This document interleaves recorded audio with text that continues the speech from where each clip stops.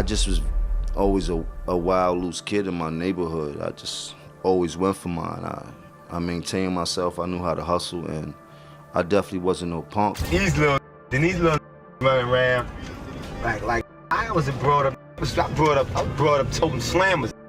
Like, so my belt had to be extra tight.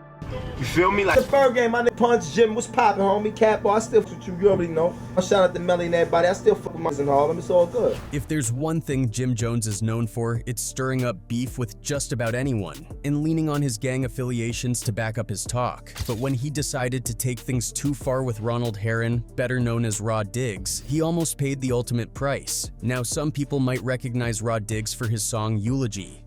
Born out of that, I was forced with a decision. Either I'm gonna starve or risk going to prison.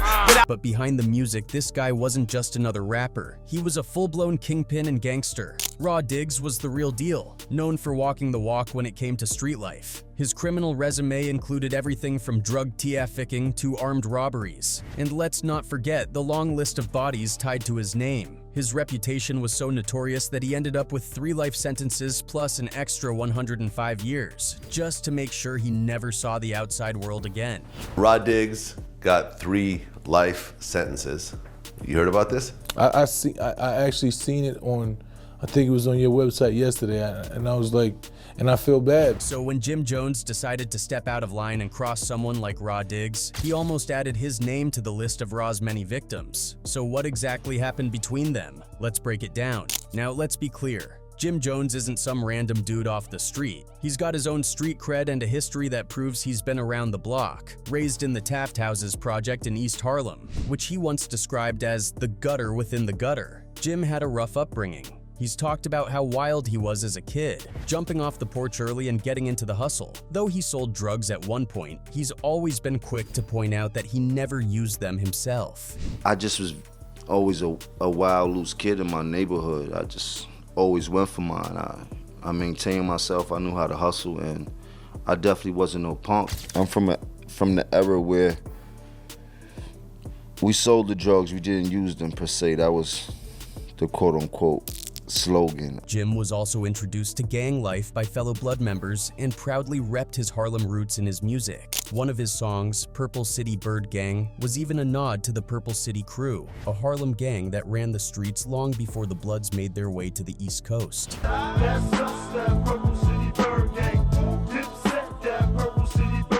You blood from this day on, when you see us throw it up, you be putting way more work in than half these bloods that be out here and things like that. So you the homie now. When you see us throw it up, that's just that. So yeah, Jim had been in the streets and had his fair share of run-ins with the lifestyle. But even with all that, what Jim had experienced was nothing compared to Raw Diggs, who was knee-deep in the dark side of the streets. Raw Diggs wasn't just a name people whispered about. He was someone whose reputation spoke volumes. His involvement in crime wasn't surface level. It was the kind of stuff that left a permanent mark. So when these two crossed paths in a studio, things got tense real quick. At the time, Raw Diggs was trying to make a name for himself in the hip-hop scene. He was working on music, collaborating with artists like Shooter 93, and trying to make moves. On this particular day, he was in a studio where Jim Jones also happened to be recording. Now, according to those familiar with the situation, Jim Jones has a pretty strict rule when it comes to work. He doesn't want to hear any street talk or negativity while he's in a professional setting.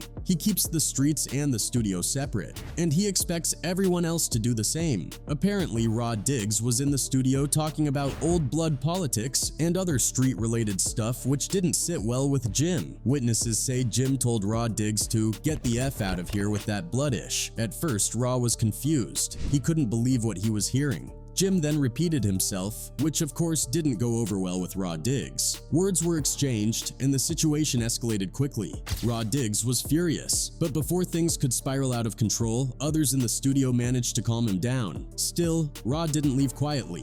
On his way out, he smashed one of the glass doors. Fast forward to later that night, Jim Jones had a show scheduled at Sue's Rendezvous, a popular club. Things seemed to be going fine until Raw Diggs showed up with a few of his guys. When Raw walked into the club, the DJ gave him a shout out, letting everyone know he was in the building. Witnesses say Jim's reaction was immediate. He looked like he'd seen a ghost. He didn't stick around to find out what Raw was planning. Instead, Jim left the club quickly, and luckily without any harm. But here's where things get even more intense. According to sources, one of Raw Diggs' goons was waiting for a signal from Raw to take things to the next level. Apparently, all it would have taken was a look from Raw and the situation could have turned deadly for Jim. Surprisingly, Raw chose to let Jim go, which was completely out of character for someone with his reputation. Raw Diggs wasn't the type to let disrespect slide, especially something as blatant as what went down in the studio. People who know the story speculate that after the studio incident, Jim might have learned who Raw Diggs really was. Maybe someone around him filled him in on Raw's reputation, the sheer level of power he held in the streets. If Jim didn't already know, he likely realized he had messed with the wrong person.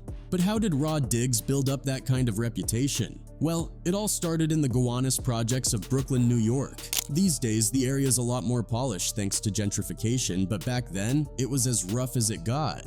Growing up surrounded by crime and violence, Raw Diggs didn't just survive the streets, he became part of them. He got mixed up in criminal activities early on and eventually joined the Bloods, diving even deeper into that lifestyle. His teenage years were pretty much a constant cycle of running into trouble and landing in correctional facilities. That back and forth set the tone for what was to come, and over time, Raw carved out a name for himself, solidifying the reputation that would follow him everywhere. I brought up toting slammers.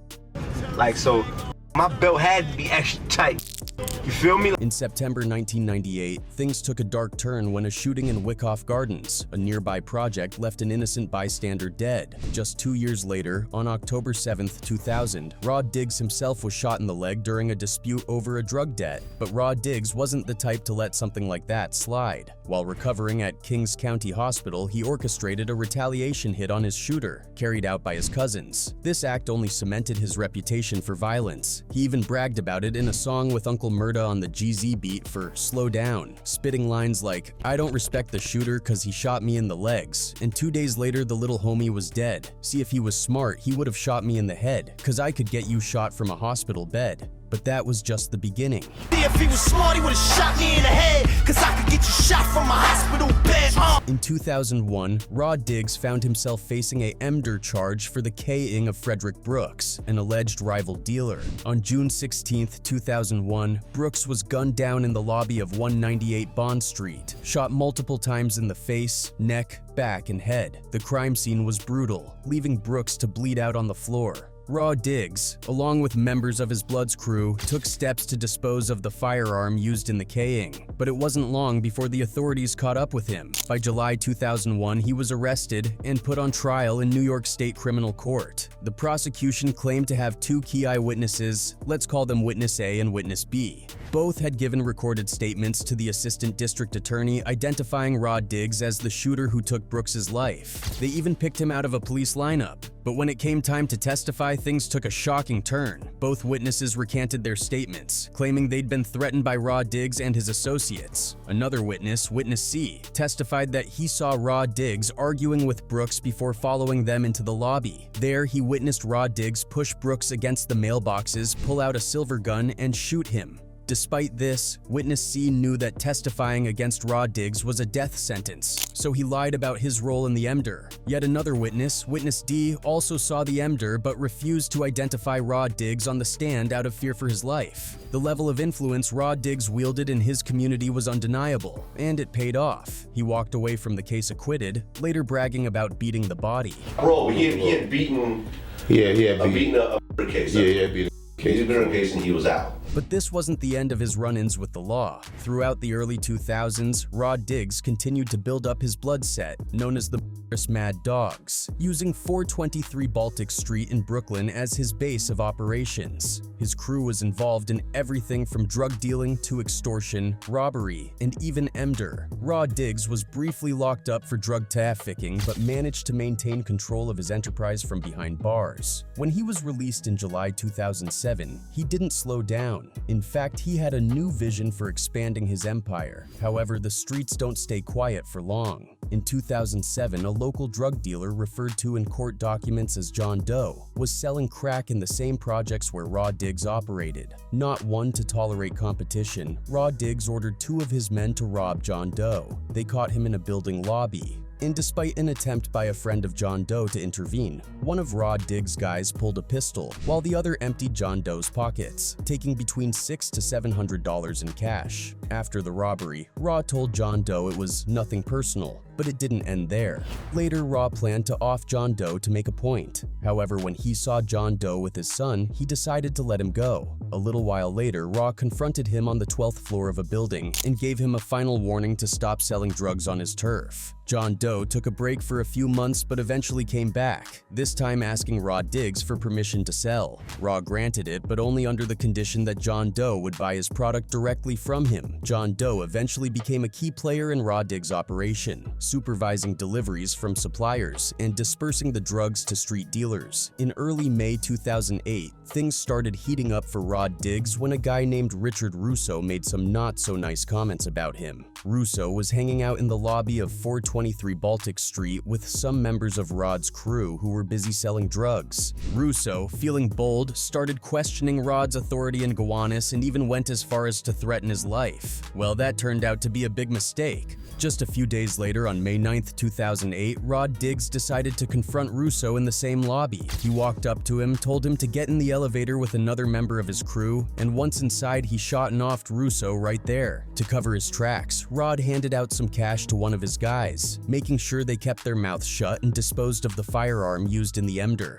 But Russo wasn't the only one on Rod's hit list. There was another guy named Kendall Robinson, also known as Smurf, who had been involved in a series of violent incidents around the block where Rod was running his business. These incidents were messing with Rod's money, and he wasn't about to let that slide. So he and one of his goons started hunting Robinson. On September 13, 2008, one of Rod's hitters found Robinson and shot him in front of 185 Nevin Street with a .40 caliber gun. Robinson survived, but it was clear that Rod was sending a message. Even though Rod wasn't there for the shooting, other members of his crew were, making sure the job was done. Just to give you an idea of the level of menace these guys were dealing with, Kendall Robinson, at only 21 years old, would later be sentenced to life without parole in 2013 for executing a 16-year-old girl. This girl, Altia Conyers, had pressed assault charges against one of Robinson's homies, and she refused to drop them even after the guy was locked up. In retaliation, Robinson shot her 3 times as she was trying to escape,